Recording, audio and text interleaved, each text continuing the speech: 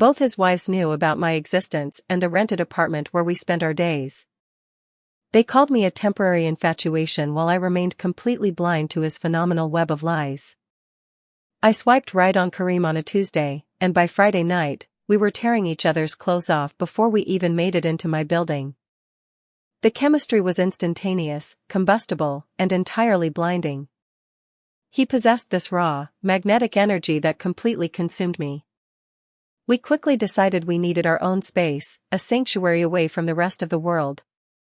We found a beautiful little rented apartment on the edge of the city, and for a fleeting moment, I honestly thought I had secured my happily ever after. But the reality of living together quickly proved to be very different from the romantic fantasy I had built in my head. Kareem was never truly there. He treated our shared home like a glorified hotel room.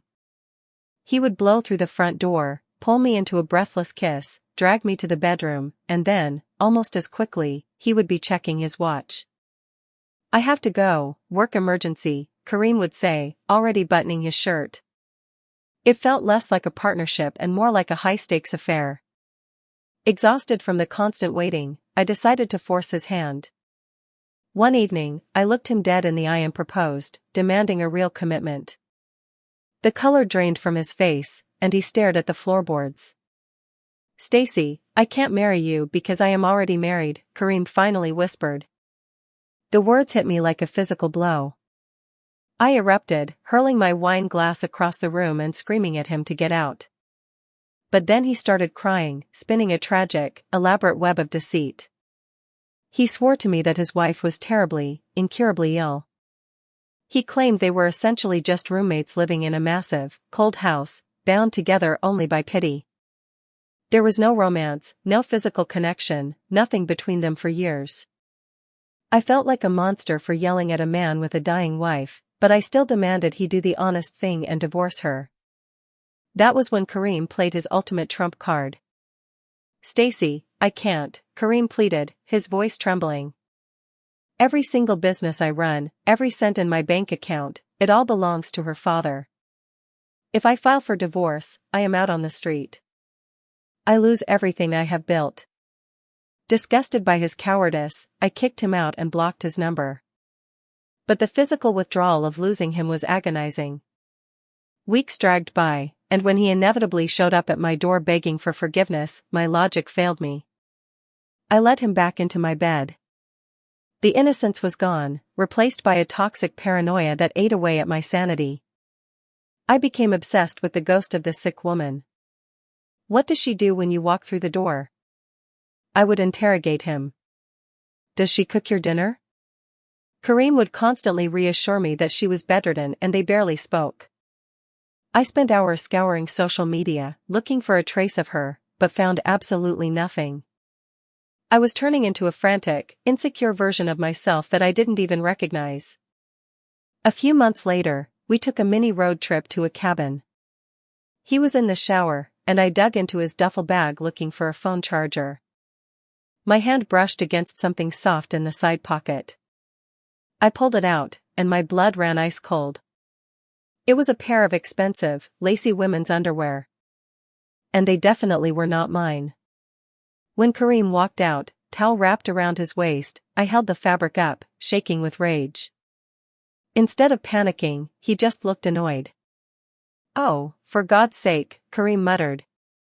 "Stacy, that is my wife's suitcase." I grabbed it in a rush because mine was broken. I didn't check the side pockets. It was a plausible excuse, but my paranoia was screaming. I didn't scream this time. I just smiled a cold, dead smile and dropped the issue. But when he wasn't looking, I threw her underwear in the trash and shoved a pair of my own distinctly bright red panties deep into that pocket. I wanted her to find them. I wanted to shatter this fragile, sick glass house we were all living in. Exactly 1 week later, my phone rang. It was an unsaved number. The woman's voice wasn't weak or trembling, it was crisp, authoritative, and terrifyingly calm. "Stacy? I am Zanim. I am Kareem's wife. We agreed to meet at a sterile coffee shop downtown." I walked in expecting to see a frail victim. Instead, I found a stunning, radiantly healthy woman sitting perfectly upright in a designer coat. And she was not alone. Sitting quietly next to her was a younger, equally beautiful woman. I sat across from them, my hands shaking so violently I couldn't even hold my cup. Zainam did all the talking, and with every word she spoke, my entire reality disintegrated. Karim was of Arab descent, but I had been willfully ignorant of what that actually meant for his cultural background. Zainam explained with a chilling lack of emotion that they were devout Muslims, and theirs was a polygamous household. Zainam was the first wife, the senior wife who ruled the family dynamic. The quiet woman next to her was Asal, his second wife. Karim had 2 healthy wives waiting at home while playing house with me. Zainam didn't yell or cry. "We are deeply disappointed in Karim," Zainam said, her voice like a death knell. "But he is our husband, and our faith dictates that we must forgive his transgressions." The only truth Karim had ever told me was about the money. Everything was entirely funded by Zainam's father, and she held absolute power to ruin him financially. She knew about our apartment and the daily visits because Karim had confessed the moment she confronted him with my red underwear. Then, Zainam delivered the final, crushing blow. She told me I wasn't the first, and likely wouldn't be the last. She didn't blame Karim, she blamed the supernatural. "It is the jinns," Zainam stated with total conviction. "The dark spirits whisper in his ear and confuse his mind. You must understand, Stacy, to him, you are nothing but a temporary infatuation. A distraction caused by the jinns. You mean absolutely nothing to our family." I sat there paralyzed in absolute shock. I had spent months agonizing and fighting for a man who compartmentalized me as a dirty little secret. I wasn't fighting a sick wife, I was fighting an ancient patriarchy and 2 women who viewed my heartbreak as a minor demonic nuisance. I stood up, leaving my untouched coffee, and walked out on trembling legs.